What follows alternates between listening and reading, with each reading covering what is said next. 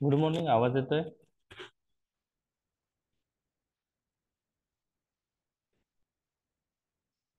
येतो sir. Okay. ठीक आहे, स्टार्ट करूया आपण आजचं सेशन. We have discuss some part of treatment of diabetes mellitus in the last 3 to 4 lectures. त्यामध्ये आपण टाईप 1 डायबिटीजची ट्रीटमेंट कंप्लीट केलेली आहे. त्यानंतर जे अक्यूट कॉम्प्लिकेशन्स आहे डायबिटीजचे, डायबिटिक किटोएसिडोसिस, हायपरलॉस्मोलार नॉन किटोटिक कोमा, त्याची मॅनेजमेंट आपण पाहिलेली आहे. त्यानंतर आपण टाईप 2 डायबिटीजचे मॅनेजमेंट काही लेक्चरमध्ये त्यातला काही पार्ट डिस्कस केलेला आहे. त्यामध्ये आपण drugs which act by increasing insulin secretion from the beta cell of Langerhans ह्या ग्रुप डिस्कस केला होता. त्यामध्ये आपण 4 ग्रुप पाहिलेले होते. सल्फोनिलुरियाज, जे फार वर्षापासून डायबिटीजच्या मॅनेजमेंटमध्ये यूज करतात आणि oral treatment point of view हे पहिले ड्रग होते की जे डायबिटीसमध्ये उपयुक्त ठरलेले दिसून आले होते. तर सुरुवातीला सेकंड जनरेशन सल्फोनिरा यूज केले, फर्स्ट जनरेशन सल्फोनिरा यूज केले गेले, सॉरी. आणि आता आपण सेकंड जनरेशन सल्फोनिरा यूज करत आहोत. तर cost effective point of view हे ड्रग जास्त करून प्रेफर केले जातात. आणि त्यानंतर आपण बाकीचे काही ड्रग्स पाहिले होते, ज्यात मेग्लिटिनाइड अॅनालॉग्स जे आहे ते सल्फोनिराइड सारखेच ऍक्ट होतात, फक्त शॉर्ट ड्युरेशन ऑफ ऍक्शन असल्यामुळं पोस्ट पेरेंटल हायपरग्लायसिमिया कंट्रोलिंग साठीच ते ड्रग वापरले जातात, ज्यात रेपाग्लिनाइड, नॅटिग्लिनाइड येते. इन्क्रिटिंग सिस्टीमवरचे 2 ग्रुप आपण पाहिले होते. GLP-1 अॅनालॉग्स, एक्झेनाटाइड, लिराग्लुटाइड, हे ड्रग त्यामध्ये येतात. आणि काही नवीन GLP-1 अॅनालॉग्सही आता मार्केटमध्ये आलेले आहे, जसं सेमाग्लुटाइड आहे. परंतु क्लासिफिकेशनमध्ये सर्व ड्रग्स मेन्शन केलेले नाहीत त्रिपाठीमध्ये. DPP-4 इनिबिटर हा एक इन्क्रिटिंग सिस्टीमवर ऍक्ट होणारा दुसरा ग्रुप आपण डिस्कस केला होता. आणि त्यामध्ये जे ड्रग येतात त्यामध्ये सिताग्लिप्टिन, विल्डाग्लिप्टिन, सेक्साग्लिप्टिन, लिनाग्लिप्टिन, टेनेलिग्लिप्टिन असे ड्रग येतात. आपण तेही पाहिलेलं आहे. आणि मागील लेक्चरमध्ये आपण जे ड्रग इन्सुलिन रेजिस्टन्स ओव्हरकम करून ऍक्ट होतात त्यामधला एक ग्रुप डिस्कस केला होता, तो होता बायगोनाइड. त्यात ड्रग होता मेटफॉर्मिन. AMP कायनेज ऍक्टिव्हेटर त्याची ऍक्शन आहे. आणि AMP कायनेज म्हणजेच ऍडिनोसिन मोनोफॉस्फेट कायनेज एन्झाईमला ते ऍक्टिव्हेट करतं. आणि मेटफॉर्मिनची ऍक्शन ही पॅन्क्रियासशी रिलेटेड नाहीये, म्हणजे इन्सुलिन सिक्रिशन ते वाढवत नाही, तर ते इन्सुलिन रिसेप्टरची सेन्सिटिव्हिटी वाढवतात. त्यांची action liver, adipose tissue, skeletal मसलशी रिलेटेड आहे. लिव्हरवर मेटफॉर्मिन आपण पाहिलं होतं की ग्लुकोज अपटेक करून ग्लुकोजचं कन्व्हर्जन ग्लायकोजन मध्ये करतं, ग्लुकोनिओजेनेसिस इनहिबिट करतं. आणि त्यामुळं ब्लड शुगर कमी होण्यास मदत होते. ऍडिपोज टिश्यू आणि लिव्हरवर मेटफॉर्मिन ऍक्ट होऊन ग्लुकोज अपटेक आणि युटिलायझेशन वाढवतं. मेटफॉर्मिन अनेरोबिक ग्लायकोलायसिस द्वारे, म्हणजे aerobic glycolysis is shifted to anaerobic glycolysis, त्याच्यामुळे ही ग्लुकोज युटिलायझेशन होतं. परंतु लॅक्टिक ऍसिडोसिस ऍडव्हर्स इफेक्ट त्यामुळे दिसून येतो. आणि इंटेस्टाईन मधून ग्लुकोजचं ऍब्सॉर्प्शन मेटफॉर्मिन कमी करतं. ह्या त्याच्या ऍक्शन्स आपण डिस्कस केल्या होत्या. मेटफॉर्मिन हा टाईप 2 डायबिटीस साठी ड्रग ऑफ चॉईस म्हणून कन्सिडर करतो, जर तो कॉन्ट्राइंडिकेटेड नसेल. ओके.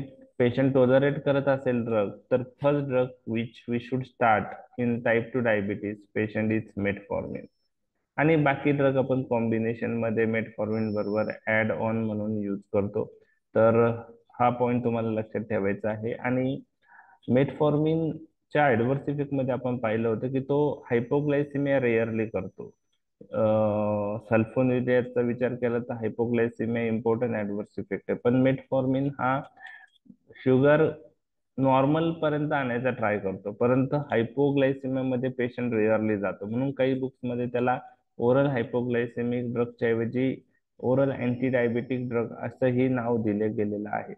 तर मेटफॉर्मिन हायपोग्लायसेमिया रेअरली करतो. तर ऍडव्हर्स इफेक्ट मध्ये commonest adverse effect GIT disturbance आहे, nausea, vomiting, abdominal discomfort, okay, diarrhoea. तर ते जीआयटी डिस्टर्बन्स मोस्ट इम्पॉर्टंट आहे आणि हायर डोसला ते दिसतं. तर स्टार्टिंग डोस 500 mg आहे आणि सस्टेन रिलीज फॉर्म्युलेशन आपण यूज करतो. मॅक्झिमम 2000 मिलीग्राम पर्यंत आपण यूज करू शकतो, पण हायर डोसला जीआयटी डिस्टर्बन्स जास्त दिसून येतं. त्यानंतर लॅक्टिक ऍसिडोसिस, व्हिटॅमिन बी 12 डिफिशियन्सी आणि हायपोग्लायसिमिया हे अदर ऍडव्हर्स इफेक्ट आहे, परंतु ते रेअर आहेत. अदर यूज मेटफॉर्मिनचा आपण पाहिलेला आहे PCOD. PCOD, this is the another condition where insulin resistance is seen, so we use metformin. Even pre diabetic patient मध्येही आपण मेटफॉर्मिन डाएट आणि एक्सरसाइज बरोबर काही पेशंटला देऊ शकतो. त्या पेशंटला आपण डायबिटीस जे होण्याची रिस्क आहे ती आपण, किंवा डायबिटीस होण्याचं जे हे आहे ते आपण पोस्टपोन करू शकतो प्री डायबेटिक पेशंट मध्ये मेटफॉर्मिन देऊन. तर डाएट एक्सरसाइज वरही ते कंट्रोल होतात पेशंट, परंतु काही पेशंटला आपण मेटफॉर्मिनची गरज असेल तर देऊ शकतो. तर प्री डायबेटिक मध्ये आपण मेटफॉर्मिन कशासाठी यूज करतो? To prevent the development of diabetes. आता exam point of view, sulfonylurea आणि मेटफॉर्मिन याच्यावर लॉंग क्वेश्चन येण्याचे चान्सेस आहे. बाकी drug exam point of view, long question point of view महत्वाचे नाही, पण 2 मार्कला जर विचारलं तर त्याविषयी थोडं माहित असणं गरजेचं आहे. 2 मार्कला तुम्हाला मेकॅनिझम आणि त्याचं एक्झाम्पल विचारले जाऊ शकतं त्या ग्रुपचे. तर आपण त्या पॉइंट ऑफ व्ह्यू बाकीचे ड्रग आज डिस्कस करणार आहोत. त्यामध्ये पहिला आता जो जे ड्रग ओव्हरकम इन्सुलिन रेजिस्टन्स या मेकॅनिझमने ऍक्ट होतात, म्हणजेच इन्सुलिन सेन्सिटायझर ग्रुप वाले, मेटफॉर्मिन एक होता आणि दुसरा जो ग्रुप आहे तो आहे थायाझोलिडिन डायोन. त्याच्यामध्ये ड्रग आहे पायोग्लिटॅझोन. त्या ग्रुपला ग्लिटॅझोन असंही म्हणतात. रोसिग्लिटॅझोन आणि पायोग्लिटॅझोन असे 2 ड्रग अवेलेबल होते, परंतु कार्डिओव्हॅस्क्युलर मॉर्टॅलिटी रोसिग्लिटॅझोन बरोबर जास्त दिसून आल्यामुळे तो काही वर्षापूर्वी बॅन झाला होता. परंतु नंतरच्या क्लिनिकल ट्रायलमध्ये ते कोरिलेशन दिसून आले नाही, त्यामुळं काही कंट्रीजमध्ये रोसिग्लिटॅझोन परत अप्रूव्ह झालेला आहे. पायोग्लिटॅझोन पहिल्यापासून अप्रूव्ह आहे आणि तो यूज होत आहे. तर हे ड्रग ही इन्सुलिन रिसेप्टर म्हणजे दिस ड्रग ओव्हरकम इन्सुलिन रेजिस्टन्स ही मेकॅनिझम एका लाईन मध्ये तुम्हाला लक्षात ठेवायची आहे. डिटेलमध्ये लक्षात ठेवायची गरज नाही. आणि हे ड्रग एक न्यूक्लिअर रिसेप्टर ऍक्टिव्हेट करून ऍक्ट होतात. त्या न्यूक्लिअर रिसेप्टरचं नाव आहे P PAR gamma. Okay, P PAR gamma activator. This is a nuclear receptor with on which pioglitazone, rosiglitazone act. तर पी पार गॅमाचा लॉंग फॉर्म नाही लक्षात राहिला तरी चालू शकतो. तुम्हाला capital P PAR gamma, gamma हा सिम्बॉल असा आहे. तर पी पार गॅमा, पर ऑक्सिजम प्रोलिफरेटिंग ऍक्टिव्हेटेड रिसेप्टर गॅमा, त्याला ते ऍक्टिव्हेट करतात आणि त्यामुळे इन्सुलिन रिसेप्टरची सेन्सिटिव्हिटी वाढते. इतकी जरी मेकॅनिझम तुम्ही लक्षात ठेवली तर मोर दॅन इनफ आहे. डिटेलमध्ये mechanism we are not expecting, ठीक आहे. आणि लॉंग क्वेश्चनला पण हे विचारण्याचे चान्सेस कमी आहे. तर ग्लिटॅझोन्स 1990 मध्ये ते बाजारात आलेत. मेकॅनिझम ऑफ ऍक्शन मी तुम्हाला सांगितलं. एक न्यूक्लिअर रिसेप्टर हे ड्रग ऍक्टिव्हेट करतात. त्या न्यूक्लिअर रिसेप्टरचं नाव आहे P PAR gamma, per peroxisome proliferator activated receptor gamma. Generally fat, skeletal muscle आणि लिव्हर मध्ये हे न्यूक्लिअर रिसेप्टर ऍक्टिव्हेट केले जातात आणि याची ऍक्शन ही मेटफॉर्मिन सारखीच लिव्हर, स्केलेटल मसल आणि ऍडिपोज टिश्यूशी रिलेटेड आहे. तर हे ड्रग इन्सुलिन रिसेप्टरची सेन्सिटिव्हिटी वाढवतात, एवढं एक लक्षात ठेवलं मोर दॅन इनफ आहे. So by activating nuclear receptor, this drug enhances transcription of several insulin responsive gene. जे इन्सुलिनशी रिलेटेड जीन आहेत त्यांची ट्रान्सक्रिप्शन प्रोसेस हे एनहान्स करतात. तर हे न्यूक्लिअर न्यूक्लियसची रिलेटेड ऍक्शन आहे, न्यूक्लियस मधला तो रिसेप्टर आहे. तर त्या पद्धतीने ते ऍक्ट होतात. They act on the nuclear receptor P PAR gamma and enhance transcriptions of several insulin responsive genes. मग न्यूक्लिअर रिसेप्टर ऍक्टिव्हेट करून हे ड्रग काय इफेक्ट प्रोड्यूस करतात, जसं आपण मेटफॉर्मिन पाहिलं होतं की एएमपी कायनेज ऍक्टिव्हेटर. मग एएमपी कायनेज ऍक्टिव्हेशन झाल्यामुळे काय इफेक्ट येतात, स्केलेटल मसल, ऍडिपोज टिश्यू, लिव्हरवर आपण बघितलेले आहे, इंटेस्टाईनवरचे ऍक्शन बघितलेले आहे. तसंच थायाझोलिडाईनचे काय इफेक्ट आहे, तर हे काय करतात, मसल आणि ऍडिपोज टिश्यू मध्ये ग्लुकोज एंट्री वाढवतात आणि त्याचे ग्लुकोजचे युटिलायझेशन वाढवतात. कसं वाढवतात, त्यासाठी ट्रान्सपोर्टरची गरज असते. तर ह्या ग्लूट फोर ट्रान्सपोर्टरचं हे ड्रग एक्सप्रेशन अँड ट्रान्सलोकेशन वाढवतात. म्हणजे ग्लूट फोर ची लेव्हल किंवा नंबर ऍडिपोज टिश्यू आणि स्केलेटल मसल मध्ये वाढतो आणि त्याचं ट्रान्सलोकेशन ते वाढवतात. म्हणजे सेंटरला जो असतो ऍडिपोज टिश्यूच्या आतमध्ये किंवा मसलच्या आतमध्ये हे ग्लूट फोर ट्रान्सपोर्टर जे असतात ते कडेकडे येतात आणि ग्लुकोजला पेरिफेरल याच्यामधून किंवा ब्लड मधून ते ग्लुकोज अपटेक करतात आणि ग्लुकोजचं युटिलायझेशन वाढवतात.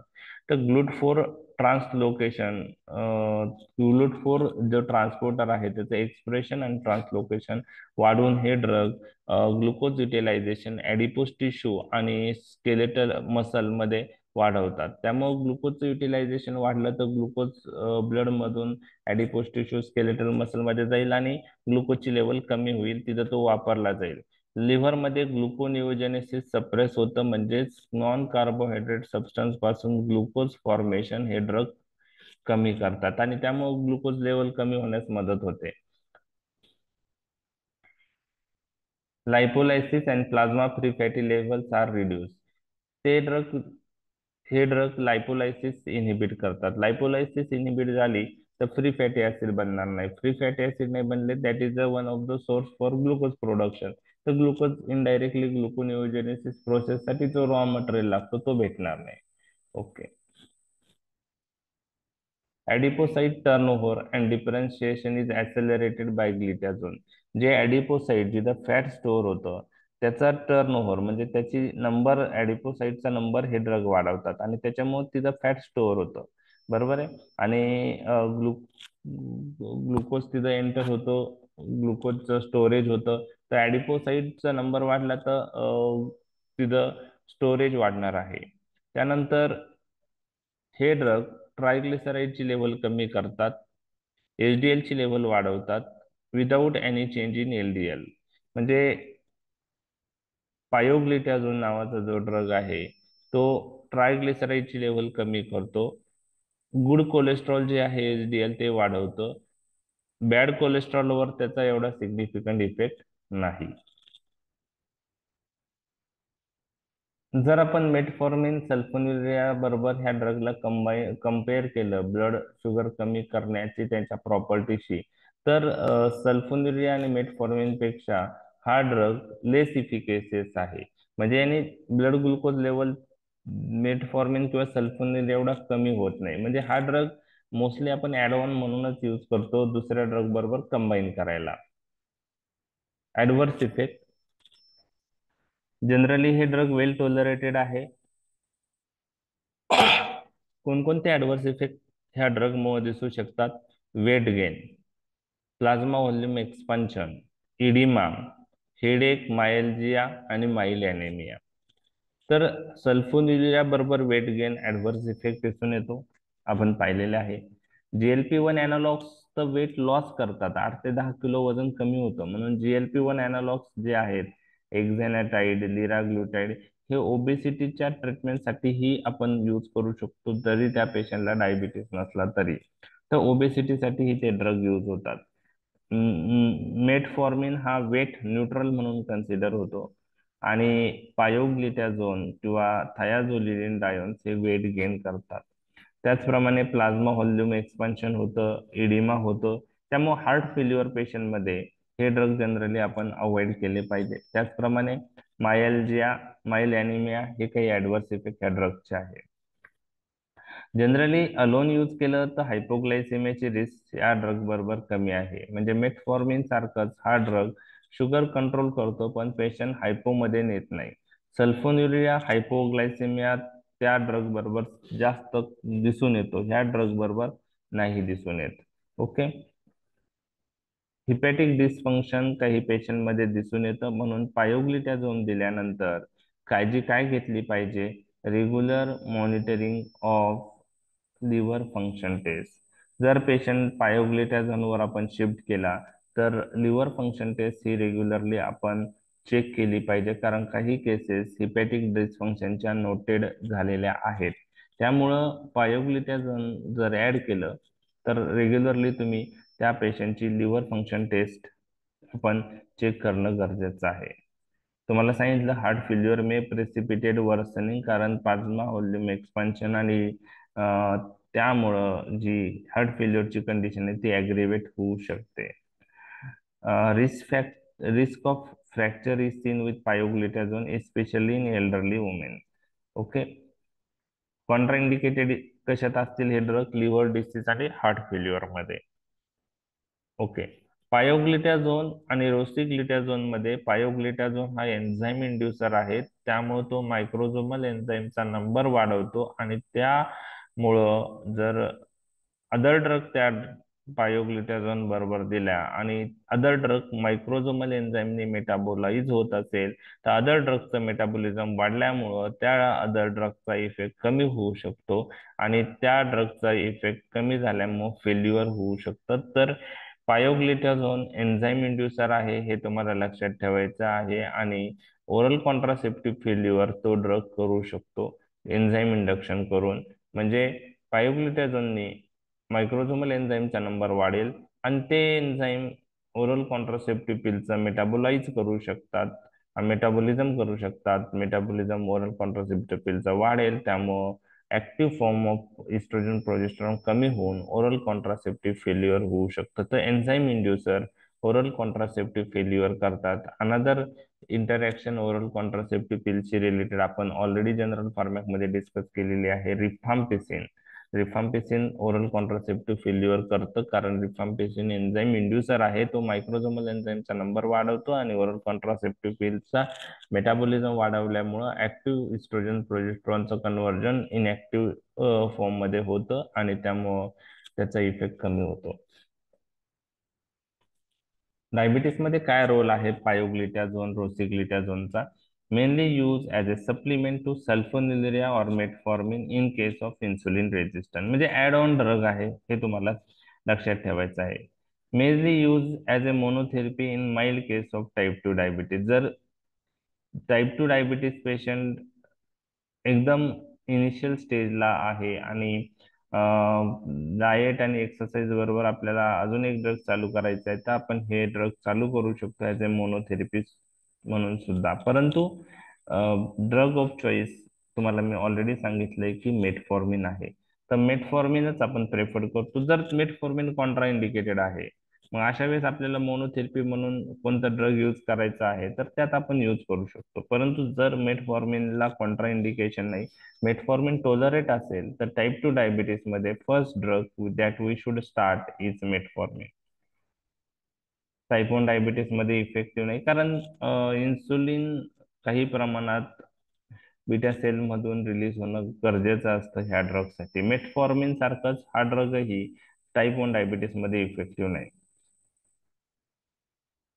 मेटफॉर्मिन सारखंच हे ड्रग प्री डायबिटिक पेशंट मध्ये यूज केले तर त्या पेशंट मध्ये डायबिटीस होण्याची जी रिस्क आहे ती पोस्टपोन होते, डिले होते. ओके. मी तुम्हाला सांगितलं रोसिग्लिटाझोन बॅन झाला होता कार्डिओव्हास्क्युलर कॉम्प्लिकेशन्स मुळे, परंतु रिसेंट ट्रायल नि हे को रिलेशन रिसेंट ट्रायल मध्ये दिसून आलं नाही. त्याच्यामुळे काही कंट्रीज मध्ये रोसिग्लिटाझोन परत स्टार्ट झालेला आहे. USA मध्ये पण तो आता यूज होत आहे. तर रोसिग्लिटाझोन बद्दल ही अपडेटेड माहिती तुम्हाला माहित पाहिजे. पायोग्लिटाझोन तुम्हाला माहित असेल तो तुम्ही यूज करत असताना, बरोबर आहे. ओके. हा एक कन्सर्न पायोग्लिटाझोन बरोबर काही वर्षापूर्वी इंडियामध्ये दिसून आला. काय झालं की 2013 मध्ये पायोग्लुटाझोन सुद्धा काही महिने बॅन झाला होता. कारण जे पेशंट डायबेटिक पेशंट पायोग्लुटाझोनवर होते त्या पेशंटमध्ये कार्सिनोमा ऑफ ब्लॅडरच्या केसेस काही रिपोर्ट झालेल्या होत्या. परंतु त्यानंतर ज्या ट्रायल झाल्या त्यात असं कोरिलेशन दिसून आलेलं नाही. म्हणजे जे रिस्क आपण म्हणत होतो ते कोरिलेशन डायबिटीस पेशंटमध्ये कार्सिनोमा ऑफ ब्लॅडरची रिस्क पायोग्लुटाझोन वाढवतं असं जे इनिशियली कन्सिडर झालं केलं गेलं होतं काही रिपोर्ट्सनुसार, आणि त्याच्यामुळे तो 2013 मध्ये 2 महिन्यासाठी बॅन झाला होता पायोग्लुटाझोन. नंतर तो बॅन उठवला गेला आणि त्याच्यात त्यांनी मेन्शन केलं होतं की असं कोरिलेशन सिग्निफिकंटली दिसून आलेलं नाही. परंतु खबरदारी म्हणून ज्या पेशंटला कार्सिनोमा ऑफ ब्लॅडरची रिस्क आहे, ज्या पेशंटच्या फॅमिलीमध्ये कार्सिनोमा ऑफ ब्लॅडरची हिस्ट्री आहे, अशा पेशंटमध्ये पायोग्लुटाझोन आपण अवॉइड केलं पाहिजे. अशा पेशंटमध्ये पायोग्लुटाझोन आपण अवॉइड केलं पाहिजे.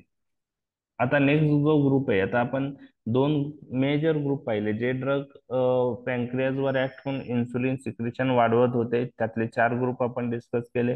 जे ड्रग इन्सुलिन रेजिस्टन्स ओव्हरकम करत होते त्यामध्ये 2 ग्रुप डिस्कस केले. त्यामध्ये बायगोनाइड मेटफॉर्मिन आपण पाहिलंय आणि दुसरा थायाझोलिडिन डायन मध्ये पायोग्लुटाझोन आपण पाहिलेला आहे. पायोग्लुटाझोनचा डोस जो आहे तो 15 ते 45 mg च्या मध्ये असतो. तर आपण काही ठिकाणी 7.5 mg च्या डोस मध्येही तो यूज केला जातो ऍड ऑन म्हणून. तो 7.5 mg लाही त्याचा इफेक्ट येतो. तर ही झाली डोस रेंज. ऑलरेडी तुम्ही क्लिनिकल प्रॅक्टिसमध्ये हे ड्रग यूज करत आहात मेटफॉर्मिन, बायोग्लुटाझोन, त्यामुळे तुम्हाला डोसेस माहीत असतील. नेक्स्ट जो ग्रुप आहे त्यातलाही ड्रग तुम्ही यूज करत असताना डायबिटीसच्या मॅनेजमेंटसाठी, त्या ग्रुपचं नाव आहे अल्फा ग्लुकोसाइडेज इनिबिटर. आता आपले 6 ग्रुप डिस्कस झालेले आहेत. जे इंडिव्हिज्युअल आपण ग्रुप पाहिले, तर आता मिसेलेनियस थर्ड ग्रुप मधले 4 ग्रुप आहेत ते आपण डिस्कस करणार आहोत. त्यात अल्फा ग्लुकोसाइडेज इनिबिटर आणि SGLT2 इनिबिटर तुम्हाला माहित पाहिजे. बाकीच्या 2 ग्रुप विषयी इतकं डिटेल माहिती ठेवण्याची गरज नाही, कारण ते रिअरली आता यूज होतात. जसं ब्रोमोक्रिप्टिन आहे, ओके, किंवा प्रॅमलिनटाईड आहे, रेअरली यूज होतात. त्यामुळे कॉमन गोष्टी माहीत असणं गरजेचं आहे. तर अल्फा ग्लुकोसाइडेज इन्हिबिटर्स त्यामध्ये अकारबोज, मिग्लिटॉल, हुग्लिबोज हे ड्रग येतात. आता हे ड्रग कसे ऍक्ट होतात, तर ते इंटेस्टाईन मधून ग्लुकोजचं ऍब्सॉर्प्शन होऊ देत नाही. these drugs inhibit glucose absorption from the intestine. How? By inhibiting alpha glucosidase enzyme. मग आता अल्फा ग्लुकोसाइडेज एन्झाईम चा रोल काय आहे ते पहिले माहित पाहिजे. आणि तो इनहिबिट झाल्यामुळे ग्लुकोजचं ऍब्सॉर्प्शन कसं इनहिबिट होतं, तर एक लक्षात घ्या. आपल्या खाण्यामध्ये आपण जे कार्बोहायड्रेट घेतो त्यात सिंपल कार्बोहायड्रेट असतात, त्यानंतर कॉम्प्लेक्स कार्बोहायड्रेट असतात. तर सिंपल कार्बोहायड्रेट जे आहे त्याला आपण मोनोसॅकॅराइड्स असं म्हणतो. ओके, सिंपल कार्बोहायड्रेटला आपण मोनोसॅकॅराइड्स असं म्हणतो. तर आपण जरी कॉम्प्लेक्स कार्बोहायड्रेट घेतले तरी पण फॉर ऍब्सॉर्प्शन फ्रॉम इंटेस्टाईन हे कॉम्प्लेक्स कार्बोहायड्रेट म्हणजे पॉलिसॅकॅराइड आपण म्हणू शकतो, हे कॉम्प्लेक्स कार्बोहायड्रेट मोनोसॅकॅराइड्स मध्ये कन्वर्ट होणं फार महत्वाचं असतं. मोनोसॅकॅराइड्सच ऍब्सॉर्ब होतात. मोनोसॅकॅराइड्स मध्ये काय येतं, ग्लुकोज, गॅलॅक्टोज आणि फ्रुक्टोज हेच कार्बोहायड्रेटचे फॉर्म इंटेस्टाईन मधून ऍब्सॉर्ब होतात. मग जर पॉलिसॅकॅराइड असेल, स्टार्च असेल, ओके, आता बटाट्यामध्ये स्टार्च असतो तर स्टार्चचं पहिलं कन्व्हर्जन ग्लुकोज मध्ये झालं पाहिजे. स्टार्च हा कॉम्प्लेक्स कार्बोहायड्रेट आहे, ओके, पॉलिसॅकॅराइड आहे. तर तो पहिले मोनोसॅकॅराइड मध्ये कन्वर्ट होणं गरजेचं आहे. आणि ते करण्याचं काम हे अल्फा ग्लुकोसाइडेज एन्झाईम करतात. ऍक्च्युली हे एक फॅमिली एन्झाईमची, अल्फा ग्लुकोसाइडेज एन्झाईमची. त्यामध्ये खूप सारे एन्झाईम्स असतात, ते तुम्हाला मी सांगणारच आहे. तर त्यांचे नावं नाही लक्षात ठेवले तरी चालेल, फक्त तुम्हाला एवढं लक्षात राहिलं तरी खूप आहे की alpha ग्लुकोसाइडेज enzymes converts complex carbohydrate to monosaccharide, and this monosaccharide then absorbed from the intestine.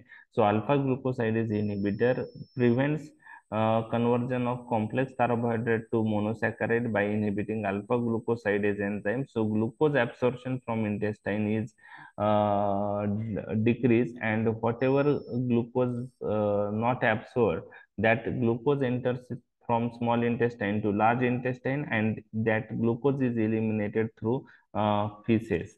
म्हणजे ग्लुकोज ऍब्सॉर्ब होणार नाही आणि फिसेस थ्रू तो लार्ज इंटेस्टाइन मधून इलिमिनेट होईल. तर ही ह्या ड्रगची मेकॅनिझम ऍक्शन आहे. तर अल्फा ग्लुकोसाइडेज एन्झाईम मध्ये वेगवेगळे, म्हणजे हा एक ग्रुप आहे जे अशा एन्झाईमचा ग्रुप आहे की जे कॉम्प्लेक्स कार्बोहायड्रेटचं कन्व्हर्जन मोनोसॅकराइड मध्ये कन्वर्ट होण्यासाठी त्याचा यूज होतो, त्या एन्झाईमचा यूज होतो.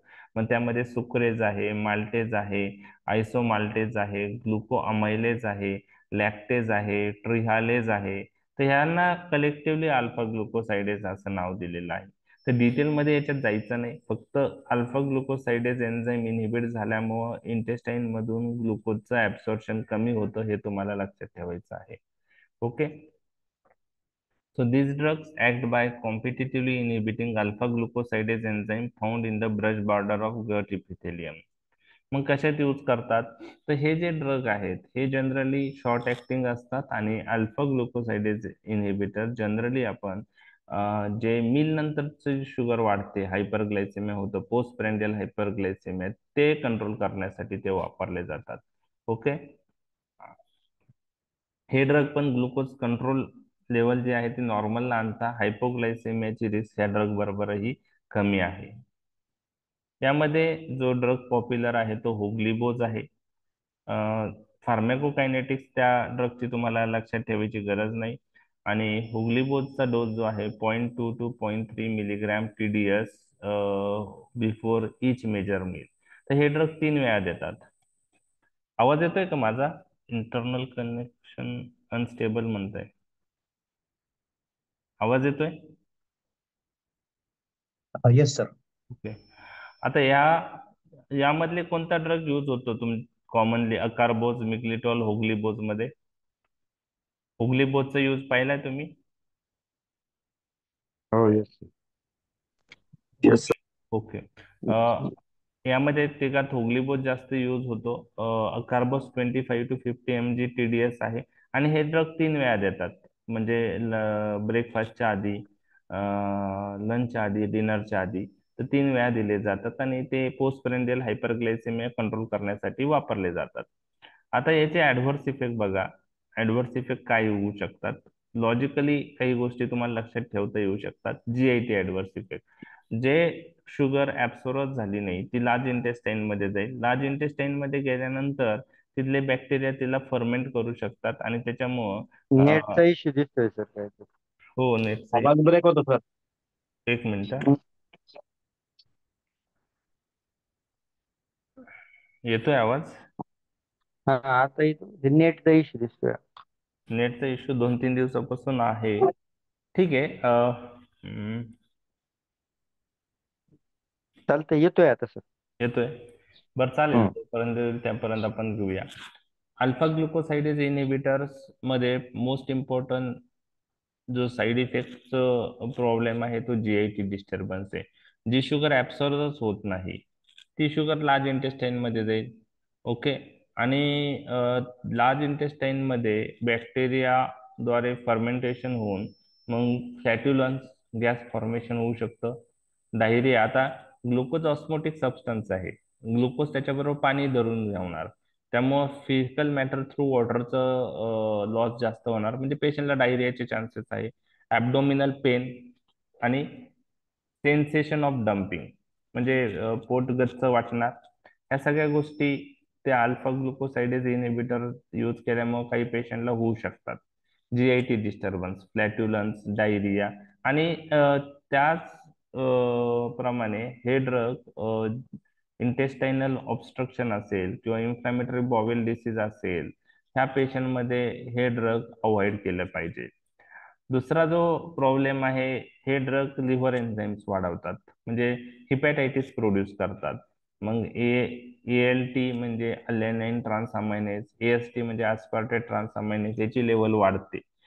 त्यामुळे रेग्युलरली हे ड्रग दिल्यानंतर लिव्हर फंक्शन टेस्ट करणं गरजेचं आहे. म्हणजे पायोग्लिटॅझोन दिला, लिव्हर फंक्शन टेस्ट करणं गरजेचं आहे. अल्फा ग्लुकोसाइडेज इनिबिटर दिला तर लिव्हर फंक्शन टेस्ट करणं गरजेचं आहे. रेअरली अॅनेमिया होऊ शकतो मल ऍब्सॉर्प्शन मुळे. कॉन्ट्राइंडिकेशन काय आहे की pregnant lady, nursing mother, hernia, inflammatory bowel disease, intestinal obstruction, cirrhosis of liver, ह्या पेशंटमध्ये हे ड्रग अवॉइड केले पाहिजे. त्याचप्रमाणे सिव्हिअर किडनी प्रॉब्लेम असेल, glomerular effective glomerular filtration rate 30 पेक्षा कमी असेल, ओके, त्याला ओके सिव्हिअर CKD असं आपण म्हणतो, त्या पेशंटमध्येही हे ड्रग आपण अवॉइड केलं पाहिजे. तर हे झालं अल्फा ग्लुकोसाइडेज इनिबिटर. ओके, आता नेक्स्ट जो आहे तो आहे SGLT2 इनिबिटर. जस्ट एक मिनिट.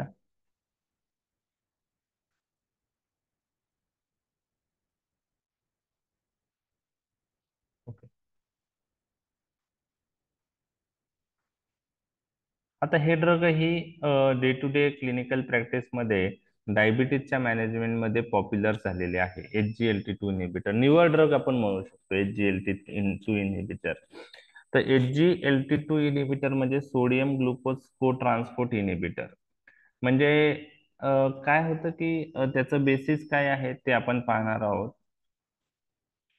हे रिसेंटली अप्रूव्ड ड्रग आहे आणि हे ड्रग किडनी मधून ग्लुकोजचं रिअब्सॉर्प्शन होऊ देत नाही. बरोबर आहे. तर तेच मी तुमच्याशी डिस्कस करत आहे.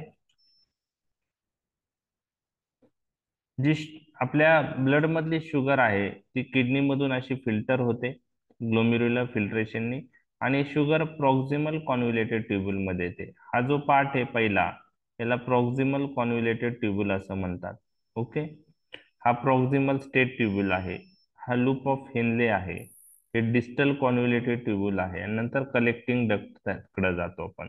तर प्रॉक्सिमल कॉन्व्होल्युटेड ट्युब्युल मध्ये शुगर ही फिल्टर होऊन ग्लोमेरुलर फिल्ट्रेशननी किडनी मधून ती फिल्टर होऊन प्रॉक्सिमल कॉन्व्होल्युटेड ट्युब्युल मध्ये येते. तर एक लक्षात घ्या की up to 180 milligram per DL sugar ही रिॲब्सॉर्ब होत असते. तर ही शुगर कशी रिॲब्सॉर्ब होते? प्रॉक्सिमल कॉन्व्होल्युटेड ट्युब्युल मधून शुगर परत ब्लड मध्ये घेतली जाते. तर ही ब्लड वेसल मध्ये शुगर परत घेतली जाते. त्याला ग्लुकोज रिॲब्सॉर्प्शन असं म्हणतात. त्यासाठी व्हेकलची गरज असते. कोणते व्हेकल वापरले जातात? दोन व्हेकल वापरले जातात, SGLT1 आणि SGLT2. तर SGLT1 10% शुगर रिॲब्सॉर्ब करतं आणि SGLT2 90% शुगर रिॲब्सॉर्ब करतं. ओके, 90% शुगर रिॲब्सॉर्ब होतो. SGLT2 चा लॉंग फॉर्म, SGLT म्हणजे काय? Sodium glucose transport. ओके, को ट्रान्सपोर्ट, सोडियम ग्लुकोज को ट्रान्सपोर्ट. तर सोडियम ग्लुकोज को ट्रान्सपोर्ट 1 10% आणि सोडियम ग्लुकोज को ट्रान्सपोर्ट 2 90% शुगर रिॲब्सॉर्ब करतं. तर हे SGLT2 इन्हिबिटर हे ट्रान्सपोर्टरला इन्हिबिट करतो. हे ड्रग दिल्याने SGLT2 ट्रान्सपोर्टर इन्हिबिट होईल आणि त्यामुळं जी शुगर फिल्टर झालेली आहे ती रिअब्सॉर्ब होणार नाही आणि किडनी मधून ती इलिमिनेट होईल. तर SGLT2 इन्हिबिटर्स कसे ऍक्ट करतात? ते किडनी मधून शुगर रिअब्सॉर्प्शन करत नाही, इन्हिबिट करतात आणि त्यामुळं किडनीद्वारे शुगरचं इलिमिनेशन होतं थ्रू युरिन. बरोबर आहे. तर हे त्याचा रोल आहे. बरोबर आहे. तर काय झालंय की टाईप 2 डायबिटीजच्या पॅथोजेनेसिसच्या स्टडीमध्ये असं दिसून आलेलं आहे की जे डायबिटीजचे पेशंट आहे, ओके, त्या पेशंटमध्ये रिनल थ्रिशोल्ड जी आहे फॉर ग्लायकोसुरिया ही इन्क्रीज झालेलं आहे. रिनल थ्रिशोल्ड इलेव्हेट झालेली आहे आणि रिनल ग्लुकोज रिअब्सॉर्प्शन कॅपॅसिटी वाढलेली दिसून आलेली आहे. म्हणजे नॉर्मली 180च्या पुढे जर शुगर गेली तर ती किडनीमध्ये इलिमिनेट होती.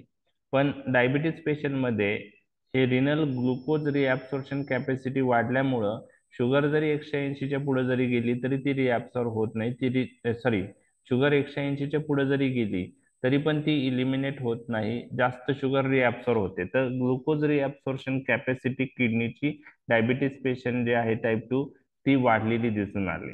त्याचं वन ऑफ द रिझन होतं की जे SGLT2 ट्रान्सपोर्टर आहे त्यांचं एक्सप्रेशन प्रॉक्सिमल कॉन्व्होल्युटेड ट्युब्युल मध्ये जास्त दिसून आलं. म्हणजे SGLT2 चं काम जास्त दिसून आलं, SGLT ट्रान्सपोर्टरचं वर्क जास्त दिसून आलं आणि त्यामुळे ग्लुकोज जास्त रिॲब्सॉर्ब होते आणि ब्लड शुगर वाढलेली दिसून येते टाईप 2 डायबिटीज. तर हे पॅथोफिजिओलॉजी मध्ये दिसून आलं. त्याच्यामुळे SGLT2 ट्रान्सपोर्टर इनहिबिटर ड्रग सायंटिस्टनी डेव्हलप केलेत आणि ते मार्केटमध्ये आलेत. त्यामध्ये 3 ड्रग तुम्हाला ऍटलिस्ट माहित पाहिजे. कॅनाग्लिफ्लोझिन 100 ते 300 mg डेली डोस आहे. डॅपाग्लिफ्लोझिन 5 ते 10 mg त्याचा डोस आहे आणि एम्पाग्लिफ्लोझिन 10 ते 25 mg डेली त्याचा डोस आहे. तर हे SGLT2 इनहिबिटर्स आपण यूज करतो आणि त्याचा ऍडव्हान्टेज अजून काय आहे, प्लिओट्रॉपिक इफेक्ट आपण म्हणू शकतो. म्हणजे ऍडिशनल बेनिफिट असे आहे की त्यांना कार्डिओ प्रोटेक्टिव्ह आणि रिनो प्रोटेक्टिव्ह ऍक्शन आहे. त्यामुळं डायबिटीज पेशंटमध्ये कार्डियाक कॉम्प्लिकेशन्स असतील किंवा रिनल कॉम्प्लिकेशन्स असतील त्यामध्ये मेटफॉर्मिन बरोबर एखादा ड्रग आपण जर ऍड करायचा असेल तर त्यामध्ये प्रेफर्ड ड्रग्स पैकी SGLT2 इनहिबिटर आहे. GLP-1 अॅनालॉग्स पण आपण यूज करू शकतो किंवा SGLT2 इनहिबिटर जर पेशंटला कार्डियाक प्रॉब्लेम्स आणि कार्डियाक कॉम्प्लिकेशन्स किंवा रिनल कॉम्प्लिकेशन मध्ये पेशंट आहे तर मेटफॉर्मिन बरोबर बेस्ट ड्रग SGLT2 इनहिबिटर किंवा GLP-1 अॅनालॉग्स आहे. तर SGLT2 इनहिबिटरचा ऍडव्हान्टेज आहे की ते ओरली आपण यूज करू शकतो. GLP-1 अॅनालॉग्स आपल्याला पॅरेंटल मेजॉरिटी ड्रग पॅरेंटल रूटनेच देतो आपण. सेमाग्लुटाईड सबक्युटेनियस ते आपण तर यूज करतो, पण आता रिसेंटली ओरल फॉर्म्युलेशन अवेलेबल झालेलं आहे सेमाग्लुटाईडचं. परंतु मेजॉरिटी GLP-1 अॅनालॉग्स आपल्याला पॅरेंटल रूटने द्यावं लागतात. तर SGLT2 इनहिबिटरचा हा ऍडिशनल ऍडव्हान्टेज तुम्हाला लक्षात ठेवायचा, कार्डिओ प्रोटेक्टिव्ह आणि रिनो प्रोटेक्टिव्ह इफेक्ट. तर पहा त्याचे बेनिफिशियल इफेक्ट. प्लिओट्रॉफिक इफेक्टचा अर्थ असा असतो की शुगर कमी करण्याबरोबर अजून काही बेनिफिशियल इफेक्ट हे ड्रग दाखवतात. Effect on the weight, weight loss होतं ह्या ड्रगने, बरोबर आहे, वेट लॉस. तर GLP-1 अॅनालॉग्स पण वेट लॉस करतात, SGLT2 इनहिबिटर्स पण वेट लॉस करतात, हे तुम्हाला लक्षात ठेवायचं आहे. मेटफॉर्मिन वेट न्यूट्रल आहे, DPP-4 वेट न्यूट्रल आहे, सल्फोनिलुरिया वेट वाढवतात, इन्सुलिन वेट वाढवतं, पायोग्लिटाझोन रोसिग्लिटाझोन जे थायाझोलिडिन डायोन आहे ते पण वेट वाढवतात. तर SGLT2 इनहिबिटर वेट लॉस हा एक चांगला इफेक्ट आहे. ब्लड प्रेशर पण कमी होतं SGLT2 इनहिबिटरने, कारण ग्लुकोज जेव्हा युरिन म्हणजे हे ड्रग ग्लुकोजचं रिॲब्सॉर्प्शन इनहिबिट करतात, मग ग्लुकोजचं इलिमिनेशन किडनीमधून वाढवणार. ग्लुकोज किडनीतून जाताना त्याच्याबरोबर वॉटरही घेऊन जातो, म्हणजे प्लाझ्मा व्हॉल्यूम कमी होणार आणि प्लाझ्मा व्हॉल्यूम कमी झालं तर ब्लड प्रेशर कमी होण्यास मदत होते. तर तो additional benefit. Beneficial effect on lipid profile, lipid profile improve होतं. Cardio protective action, reno protective action ही एक अजून बेनिफिशियल इफेक्ट मधले ऍक्शन्स आहेत. आणि हे ड्रग त्यांचा बेनिफिशियल इफेक्ट असा आहे की ते पेरिफेरल इन्सुलिन रिसेप्टर सेन्सिटिव्हिटी वाढवतात आणि बीटा सेल डिस्ट्रक्शन ते कमी करतात. त्याच्यामुळे इन्सुलिन तयार होणं जे आहे ती प्रोसेस व्यवस्थित चालू राहते. तर हे ऍडिशनल बेनिफिट आहे, नाही लक्षात राहिले तरी चालेल. ऍटलिस्ट जे महत्वाचे पॉइंट्स आहे 3-4 पॉइंट्स ते तुम्हाला लक्षात ठेवायचे आहेत की वेट लॉस करतात ते ड्रग, ब्लड प्रेशर कंट्रोल करतात, ऍडिशनली त्यानंतर कार्डिओ प्रोटेक्टिव्ह ऍक्शन आहे, रिनो प्रोटेक्टिव्ह ऍक्शन आहे, लिपिड प्रोफाईल इम्प्रूव्ह करतात. ह्या ऍडिशनल बेनिफिशियल इफेक्ट SGLT2 इनहिबिटरचे तुम्हाला माहित पाहिजे. आता क्लासिकल ऍडव्हर्स इफेक्ट जर तुम्हाला SGLT2 इनहिबिटरचा विचारला तर तुम्हाला तो आला पाहिजे. ज्यावेळेस ग्लुकोज रिॲब्सॉर्प्शन इनहिबिट होतं किडनीमधून, ग्लुकोज युरिन मधून इलिमिनेट होतं, तर ग्लुकोज हा बॅक्टेरियासाठी एक असा सबस्टन्स नाही की ज्यात बॅक्टेरिया चांगल्या ग्रो करू शकतात. एखाद्या याच्यामध्ये ग्लुकोज प्रेझेंट असेल, युरिन मध्ये ग्लुकोज प्रेझेंट असेल तर बॅक्टेरियल ग्रोथ होऊ शकते, आणि त्याच्यामुळे UTI is the very important adverse effect of HGLT2 inhibitor, urinary tract infection. Okay. Genital इन्फेक्शनचे चान्सेस आहे. जेव्हा ग्लुकोज युरिन मधून बाहेर पडतं त्याच्याबरोबर वॉटरही बाहेर पडतं, वॉटर लॉस वाढतो, त्याच्यामुळं युरिनरी फ्रिक्वेन्सी वाढू शकते, पेशंट डिहायड्रेशन मध्ये जाऊ शकतो, थर्स्ट इन्क्रीज होते. ओके. त्याचप्रमाणे ऑर्थोस्टॅटिक हायपोटेन्शन मध्ये पेशंट जाऊ शकतो. त्यानंतर पेशंट युग्लायसेमिक डायबेटिक किटोएसिडोसिस मध्ये जाऊ शकतो. काय आहे युग्लायसेमिक डायबेटिक किटोएसिडोसिस? तर ह्या पेशंट मध्ये शुगर कंट्रोल होते. शुगर कंट्रोल कशी होते? ब्लड मधली ग्लुकोज ही किडनीद्वारे इलिमिनेट होते. म्हणजे ही ग्लुकोज युटिलाइज नाही होते. ऍडिपोज टिश्यू, स्केलेटल मसल हे ग्लुकोज युटिलाइज नाही करू राहिले, हे ग्लुकोज किडनीमधून फिल्टर होतं आणि बाहेर फेकलं जातं. मग त्यामुळं शुगर तर कंट्रोल होणार आहे ग्लुकोज बाहेर गेल्यामुळं, पण आपल्या शरीराला ऍडिपोज टिश्यू, स्केलेटल मसल ज्याला एनर्जी पॉइंट ऑफ व्ह्यू ग्लुकोजची गरज लागते ते ग्लुकोज तर भेटत नाहीये. मग शेवटी हे ऍडिपोज टिश्यू आणि स्केलेटल मसल फॅट युटिलाइज करतील, आणि फॅट युटिलाइज झाल्यावर फ्री फॅटी ऍसिड बनतील, फ्री फॅटी ऍसिडचं ब्रेकडाऊन होऊन कीटोन बॉडी बनतील, आणि त्यामुळं किटोसिस होऊ शकतं. पण याच्यामध्ये शुगर नॉर्मल असते, परंतु तरी सुद्धा किटोसिस होतं.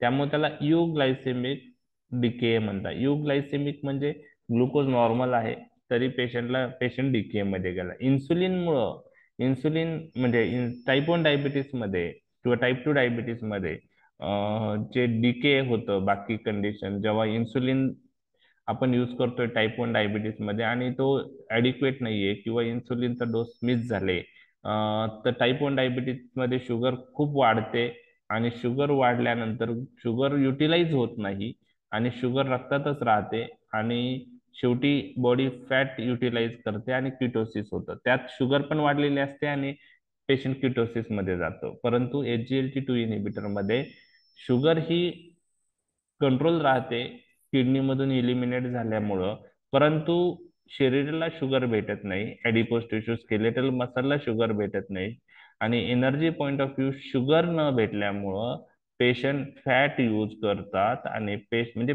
पेशंटची बॉडी आणि फॅटचं ब्रेकडाऊन होऊन फ्री फॅटी ऍसिड बनून त्यानंतर कीटोन बॉडीज बनले जातात, तर ते युग्लायसेमिक डिके होतं. त्यानंतर इलेक्ट्रोलाइट डिस्टर्बन्स हे HGLT2 इनिबिटरचा अजून एक साईड इफेक्ट आहे. तर हे साईड इफेक्ट क्लासिकली तुम्हाला लक्षात ठेवायचे, 2 मार्कला जर आले तर urine tract infection, genital tract infection, increase urinary frequency, increase thirst, हे सगळं इंक्रीज फ्रिक्वेन्सी ऑफ युरिन आणि इंक्रीज थर्स्ट हे ग्लुकोज इलिमिनेट झाल्यामुळे ते साईड इफेक्ट होतात. वॉटर त्याच्यामुळे लॉस होतं, म्हणून युरिनरी फ्रिक्वेन्सी वाढते आणि थर्स्ट पण वाढते. ऑर्थोस्टॅटिक हायपोटेन्शन, युग्लायसेमिक डिके आणि इलेक्ट्रोलाइट डिस्टर्बन्स. आता ही स्लाइड लक्षात नाही ठेवली तरी चालेल. यामध्ये काही बेनिफिट्स आहेत HGLT2 इनिबिटरचे, काही रिस्क फॅक्टर आहेत.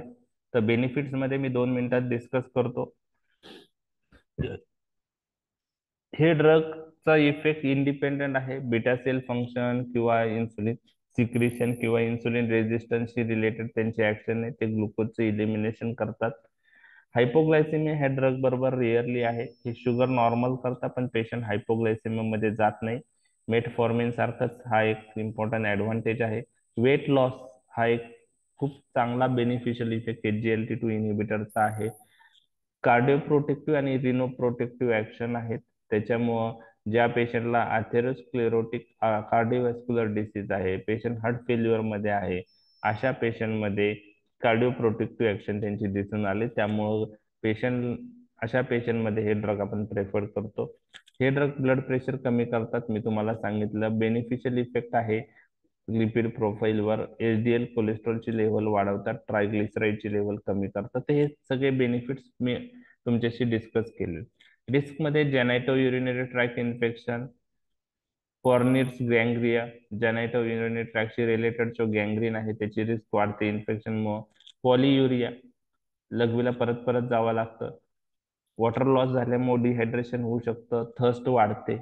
युग्लायसेमिक डिके हा पण रिस्क फॅक्टर आपण बघितला आहे. आणि काही कन्सर्न ह्या ड्रगचे आहेत. एक ब्रेस्ट आणि ब्लॅडर कॅन्सरशी रिलेटेड डॅपाग्लिफ्लोझिनचा, परंतु अजून ते असोसिएशन प्रूव्ह नाही झालेलं, त्यामुळे आपण त्याच्यावर आपण कमेंट आता सध्या करू शकत नाही. आणि फ्रॅक्चरची रिस्क कॅनाग्लिफ्लोझिन बरोबर वाढते का नाही याच्याबरोबर कन्सर्न आहे, परंतु अजून काही मेटा अनालायसिस किंवा खूप सारे क्लिनिकल ट्रायलचे रिझल्ट आल्यानंतर ते आपण एकत्रित कम्पेअर केल्यानंतर त्या आपल्याला लक्षात येईल की हे असोसिएशन आहे का नाही. तर सध्या त्याच्यावर आपण म्हणजे त्याच्याविषयी डिटेल माहीत नाहीये, फक्त एक कन्सर्न आहे. स्टील हे डॅपाग्लिफ्लोझिन कॅनाग्लिफ्लोझिन आपण यूज करतो. ओके. तर आता ही स्लाइड पण तुम्हाला काही लक्षात ठेवायची नाही, तुम्हाला फक्त मेकॅनिझम, साईड इफेक्ट माहीत झाले, दॅट्स इनफ, आणि ड्रगची नावं. आता हा जो रोल आहे हे गाईडलाईन्स मध्ये दिलेला असतं.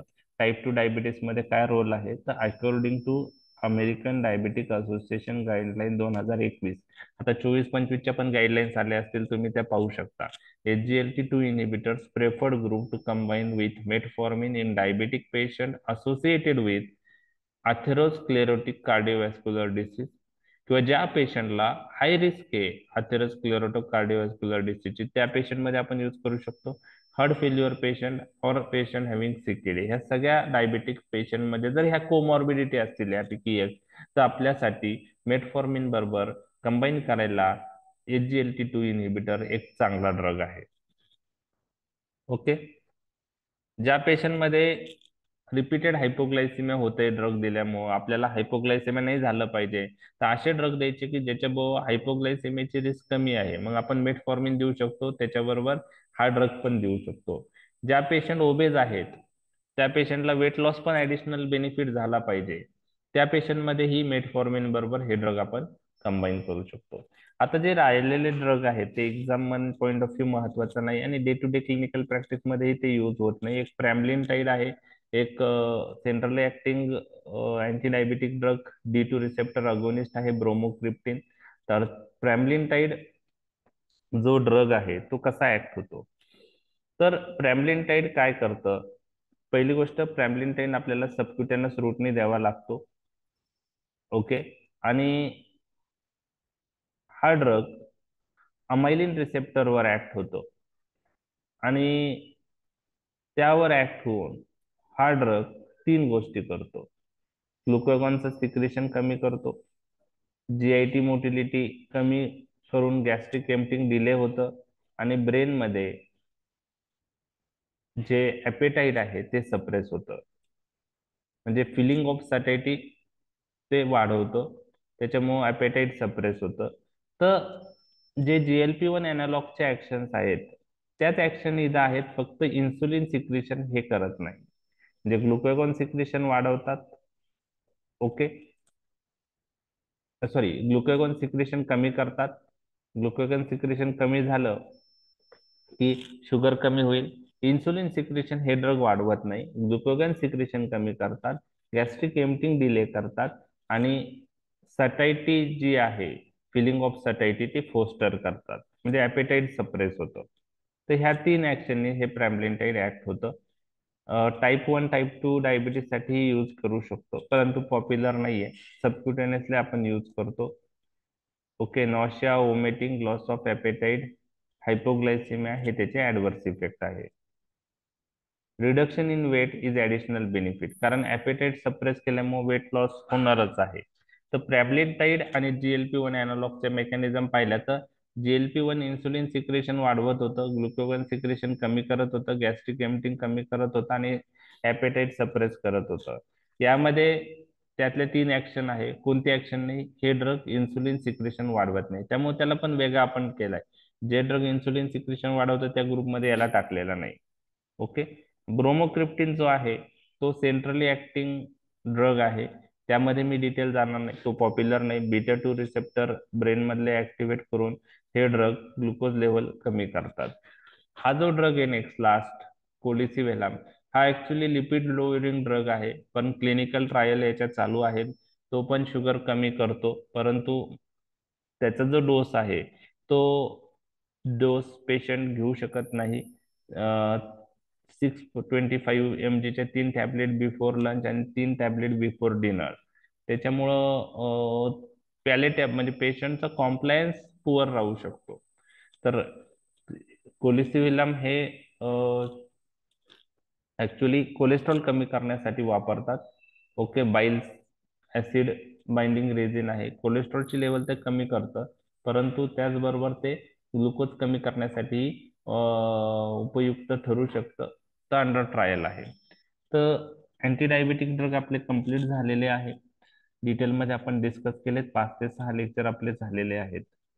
तर आता यामधला नेक्स्ट जो टॉपिक आहे कॉर्टिकोस्टेरॉइड, त्यानंतर drugs acting on thyroid gland. Thyroid hormone म्हणजे हायपोथायरॉइडिझमची मॅनेजमेंट आणि हायपरथायरॉइडिझमची मॅनेजमेंट.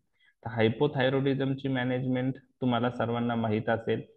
हायपरथायरॉइडिझमच्या मॅनेजमेंटवरही क्वेश्चन आलेले आहे युनिव्हर्सिटीमध्ये, त्यामुळे ते ड्रगही तुम्हाला माहीत असणं गरजेचं आहे. आणि लास्ट जो आहे एंडोक्राईन सिस्टीम मधला ओरल कॉन्ट्रासेप्टिव्ह पिल्सशी रिलेटेड, तर ओरल कॉन्ट्रासेप्टिव्ह पिल्सवर पण क्वेश्चन येण्याचे चान्सेस आहेत. तर हे 3 टॉपिक आपले एंडोक्राईनचे बाकी आहेत.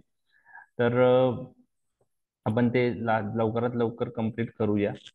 रेकॉर्डिंग मी पाठवतो. नोट्स बाकी एंडोक्राईन सिस्टीमच्या आणि GITच्या मी आज टाकण्याचा प्रयत्न करतो नोट्स ग्रुपवर. काही जणांनी नोट्स ग्रुप जॉईन नाही केला तर त्यांनी तो जॉईन करावा, कारण परत परत नोट्स टाकल्या शक्य नाही. आणि तुम्ही लेट जॉईन झाले तर आधीचे नोट्स तुम्हाला दिसणार नाहीत. ठीक आहे, तर ज्यांनी नोट्सचा ग्रुप जॉईन नाही केला त्यांनी जॉईन करावा. अ, काही जणांनी आता काल परवा जॉईन केला तर आधीच्या नोट्स त्यांना डिस्प्ले नाही होणार. मी ऑलरेडी टाकलेले नोट्स आज जॉईन झाले तर आधीच्या दिसणार नाही, त्यामुळे तुम्हाला ती तुमची जबाबदारी आहे. ठीक आहे, चालेल. समजलंय टॉपिक? हो सर. आपण खूप डिटेलमध्ये डिस्कस केलंय diabetes. Actually exam point of view एवढं डिटेल गरज नाहीये, पण तुम्हाला माहिती असावी म्हणून आपण ते डिटेलमध्ये केलेलं आहे. तरी सुद्धा तुम्ही